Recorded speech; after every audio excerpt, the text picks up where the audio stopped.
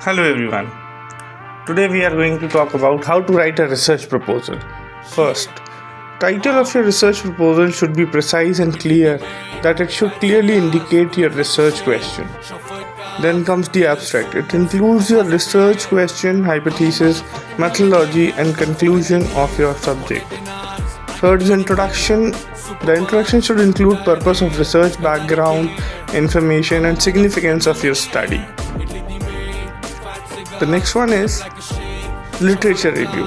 Conduct a detailed research review to understand the topic and create a clear research question on which you will work. Then comes the research methodology. Explain the method you will use to deal with your research question. Your research proposal should contain the proper parameters on which you are going to exactly work. Last but not least, it's